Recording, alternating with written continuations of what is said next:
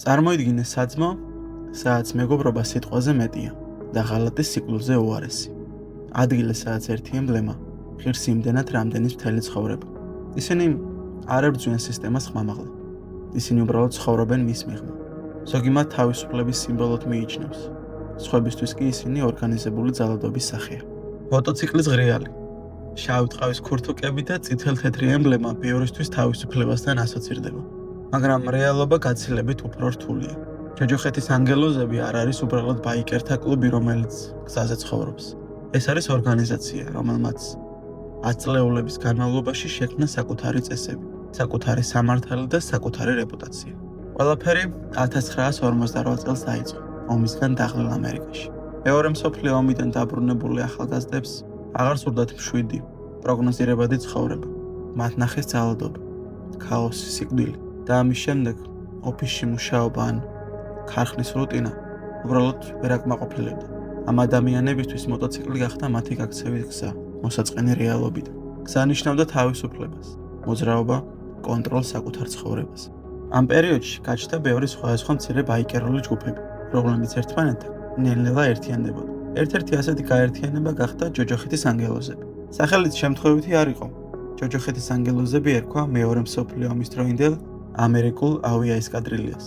მუქი, აგრესიული სახელწოდება, რომელიც იდეალურად გამოხატავდა მათ განწყობას. პირველად კლუბი არ იყო ორგანიზებული კრიმინალური სტრუქტურა. ისინი უბრალოდ ერთად მოძრავი წესების მიმართ სკეპტიკურად განწყობილი მოტოციკლისტები იყვნენ. თუმცა, დროთა განმავლობაში ჩამოყალიბდა მკაფიო იდენტობა, აუთლოვა, კანონის მიღმა ადამიანები, რომლებიც შეგნებულად იდგნენ საზოგადოების წესების მიღმა. შეიქმნა შიდა წესები, ერთგულების კოდექსი და მკაცრი იერარქია. სწორედ ამ სტრუქტურამ გადააქცია პატარა ბაიკერული გაერთიანება ძლიერ დახურულ და გავლენიან ორგანიზაციად, რომლის სახელის დღეს ლეგენდად იქცა. ჯოჯოხეთის ანგელოზების იდეოლოგია სიტყვებით მარტივად ჟღერს, მაგრამ შინაარსი უფრო რთული. მათი მთავარი იდეა ერთ ფრაზაში შეგვიძლია ჩავდიოთ: ჩვენ არ ვემორჩილებით სისტემას. სწორედ აქედან მოდის მათი ყველაზე ცნობილი იდენტობა, კანონგარეშე მოტოციკლისტთა კლუბი. ამ კულტურის საფუძველი 1950-იან წლებში ჩაიყარა, როცა ამერიკულ მედიაში გაჩნდა ტერმინი 1%-იანი ბაიკერები. იდეა ასეთი იყო: საზოგადოების 99% კანონმორჩილია, ხოლო დანარჩენი 1% არა. ანგელოზებმა ეს იარლიყი შეურაცხყოფად კი არ მიიღო, არამედ სიმბოლოდ აქცია. მათი აზრით, კანონები ყოველთვის სამართლიანი არ არის, ხოლო სახელმწიფოს წესები ხშირად ეწინააღმდეგება პირად თავისუფლებას. სწორედ ამიტომ ისინი ქმნიან საკუთარ წესრიგს. კლუბის შიგნით წესები მკაცრი და მკაფიოა. ერთგულება ყველაფერზე მაღლა დგას, ოჯახზე, მეგობრებზე და ზოგჯერ საკუთარ სიცოცხლესაც კი.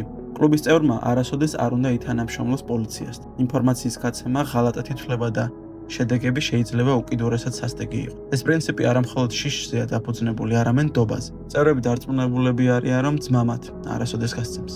მნიშვნელოვანია პატჩის მნიშვნელობაც. ყავის ჟილეტზე არსებული ემბლემა უბრალოდ ატრიბუტი არ არის. მასში კოდირებულია კლუბის ისტორია, ავტორიტეტი და ძალა. პატჩის ტარება ნიშნავს პასუხისმგებლობას, არა მხოლოდ საკუთარ ქმედებებზე, არამედ მთელი ორგანიზაციის რეპუტაციაზე. სწორედ ამიტომ მისი დაკარგვა ან ჩამორთმევა წევრისთვის ერთგვარი სოციალური სიკვდილია. საინტერესოა ის ფაქტიც, რომ ანგელოზებში ინდივიდუალიზმი მკაცრად შეზღუდულია. გარედან ისინი ქაოსურები ჩანან, მაგრამ შიგნით მკაცრი იერარქია მოქმედებს. პრეზიდენტი, ვიცე-პრეზიდენტი, სერჟანტი თითოეულს საკუთარი როლი და პასუხისმგებლობა გააჩნია. მათი იდეოლოგია თავისუფლებაზე საუბრობს, მაგრამ ეს თავისუფლება აბსოლუტური არ არის.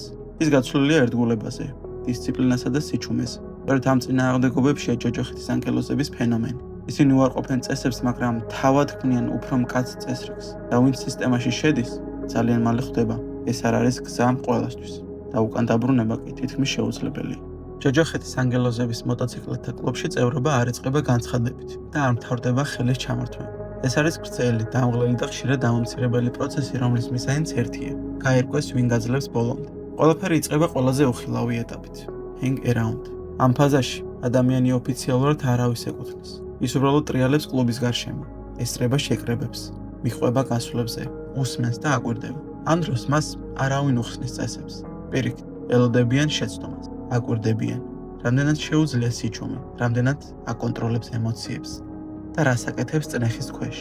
ერთი ზედმეტი სიტყვა ან არასწორი რეაქცია შეიძლება პროცესის დასასრულად იქცეს. თუ ადამიანის საკმარისად კარგი აღმოჩნდა, იწყება შემდეგი ეტაპი: კანდიდატობის. აქ უკვე ყველა მიცის, რომ ის კანდიდატია, მაგრამ მაინც არ არის წევრი. სწორედ ეს არის ყველაზე მძიმე ფაზა. კანდიდატს აძლევენ დავალებებს, რომლებიც ხშირად დამამცირებელია. მომსახურება, დაცვა, გაუთავებელი ლოდინი. ისარსვამს კითხვებს და არ ელოდება ახსნა განმარტებებს. მთავარი პრინციპი მორჩილებაა.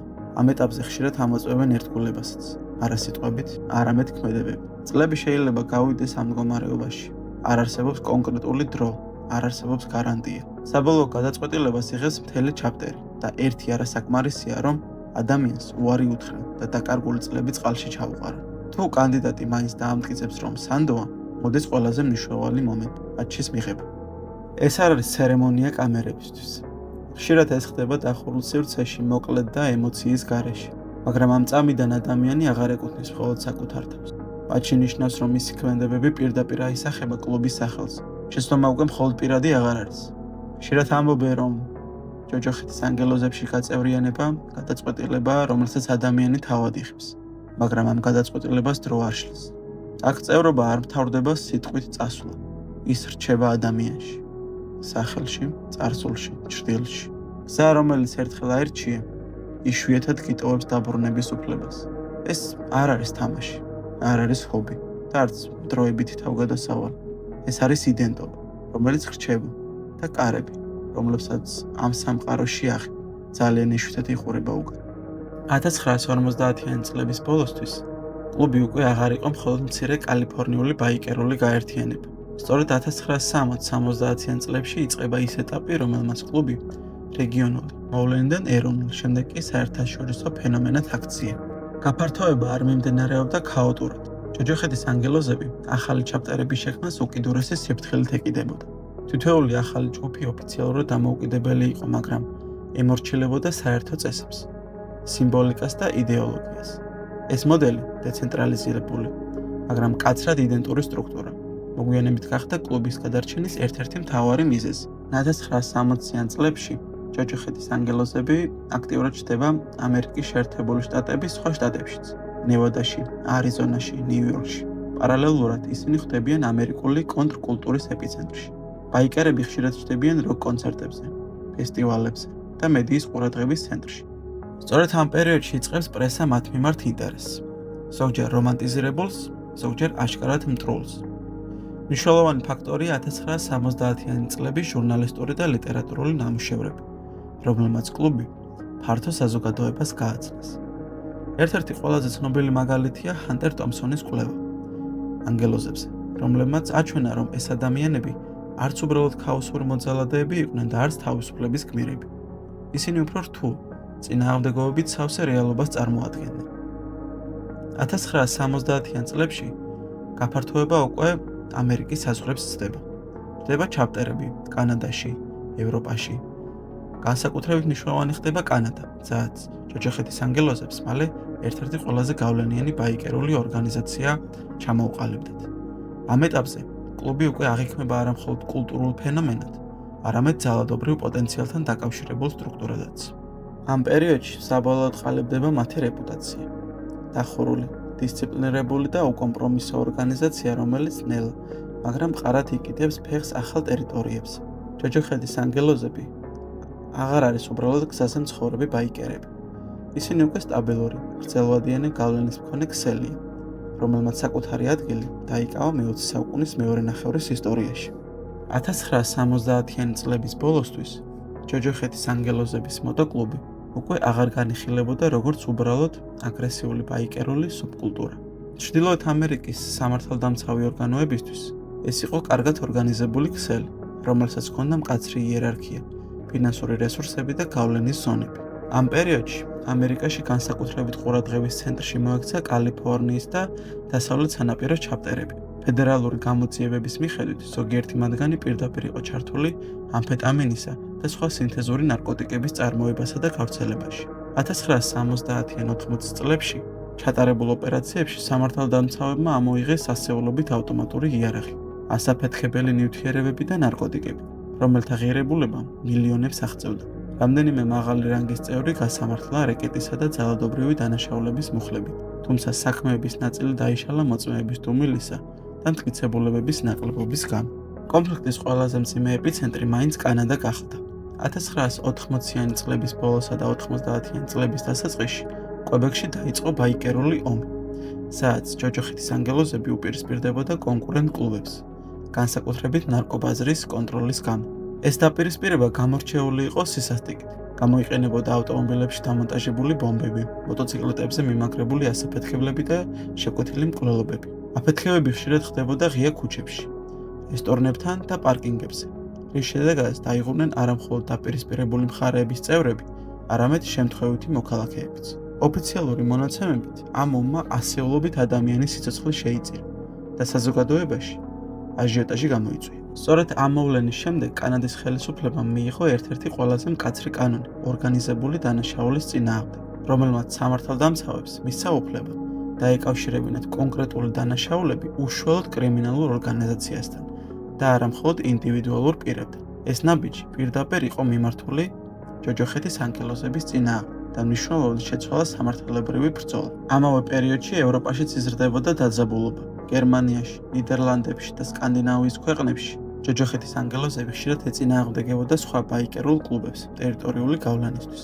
პოლიცია ატარებდა მასშტაბურ რეიდებს კლუბჰაუსებზე, თუმცა ხშირ შემთხვევაში დახურული ჩაპტერი მალევე სხვა ქალაქში ან სხვა სახელით აღდგებოდა. ამ წლების ერთ-ერთი მთავარი გაკვეთილი სახელმწიფოსთვის იყო ის, რომ ტრადიციული მეთოდები, ცალკეული დაპატიმრებები და რეიდები საკმარისი აღარ იყო. კლუბის დეცენტრალიზებული სტრუქტურა, სიჩუმის კოდექსი და მკაცრი შიდა დისციპლინა საშუალებას აძლევდა ორგანიზაციას გადაეტანა ყველაზე ძლიერი ზეწოლაც კი. სწორედ 1990-90-იან წლებში ჩამოყალიბდა ის იმიჯი, რომელიც კლუბს დღემდე თან სდევს. არა უბრალოდ ბაიკერთა გაერთიანება, არამედ რთული, წინააღმდეგობრივი და გამძლე ორგანიზაცია, რომელმაც პირდაპირი დაპირისპირების პირობებშიც კი მოახერხა გადარჩენა. ეს პერიოდი იყო გარდამტეხი. აქ დასრულდა სპონტანური ძალადობის ეპოქა და დაიწყო გააზრებული, სისტემური კონფლიქტი სახელმწიფოსთან. დღეს კლუბი აღარ არის მხოლოდ წარსული საჭრდილი, ან 60-იანი 90-იანი წლების აგრესიული ეპოქის ნარჩენი. ეს არის გლობალური ქსელი, რომელიც მოქმედებს ათეულობით ქვეყანაში და რომელმაც ისწავლა მთავარი რამ, როგორ გადარჩეს შეცვლილ სამყაროში. თუ ადრე ჯოჯოხეთის ანგელოზები ძალას ღიად აჩვენებდნენ, დღეს ძალა ხშირად უხილავია. თანამედროვე ჩაპტერები ბევრად ფრთხილად მოქმედებენ. ნაკლები საჯარო კონფლიქტი, ნაკლები ხმაური, მეტი და კონტროლი. ბევრ ქვეყანაში მათი კლუბჰაუსები ოფიციალურად რეგისტრირებულია როგორც მოტოციკლეთა ასოციაციები, რაც სამართლებრივად მათ არსებობას იცავს. ზოგ ქალაქში ეს შენობები ყველას თვალწინაა, მაგრამ მათი შიდა ცხოვრება უცხო თვალისთვის კვლავ დახურული რჩება. საინტერესო დეტალია ისიც, რომ კლუბის გლობალური სტრუქტურა უცვლელია. ჩაპტერები დამოუკიდებლები არიან, თუმცა სიმბოლიკა, წესები და იდენტობა ყველგან ერთნაირია. ბერლინში, სტოკჰოლმში თუ ლოს-ანჯელესში. იგივე ფერები, იგივე პატჩი, იგივე კოდექსი. სწორედ ეს ქმნის გრძნობას, რომ ორგანიზაცია ერთსხეულად ფუნქციონირებს, მიუხედავად გეოგრაფიული დაშორებისა. თანამედროვე ანგელოზების წევრების ნაწილი საჯაროდ ჩნდება მოტოციკლურ ღონისძიებებზე, საქველმოქმედო გასვლებსა და ოფიციალურ შეხვედრებზე. ეს ბევრისთვის დამამნეველია. როგორ შეიძლება ორგანიზაცია, რომელსაც ძალადობრივ წარსულს უკავშირებენ, პარალელურად საქველმოქმედო აქციებში მონაწილეობდეს. სწორედ ამ ორმაგრიალობაში ჩანს მათი ევოლუცია. კლუბი ცდილობს დარჩეს კანონიერ სივრცეში, მაგრამ საკუთარი იდენტობის დათმობის გარეშე. ასაკით შეიცვალა. თუ ადრე კლუბი ასოცირდებოდა ახალგაზრდა, აგრესიულ ბაიკერებთან, დღეს ბევრ ჩაპტერში წევრები საშუალო ან უფროსი ასაკის არიან. მათ აქვთ ოჯახები, ბიზნესი, სტაბილური ცხოვრება. მაგრამ როცა ისინი ჟილეტს იცვამენ და პატჩს ატარებენ, პირადი სტატუსი ქრება, რჩება მხოლოდ კლუბი. საინტერესოა, რომ თანამედროვე ტექნოლოგიებმაც ვერ შეცვალა მათი ძირითადი პრინციპები. სოციალური ქსელების ეპოქაშიც კი შიდა კომუნიკაცია მინიმალურია. ფოტოები იშვიათად ვრცელდება და ინფორმაცია მკაცრად კონტროლდება. სიჩუმე კვლავ ძალაა. დღეს კლუბი აღარ ცდილობს მსოფლიოს შეცვლას. ის უბრალოდ ცდილობს არსებობას.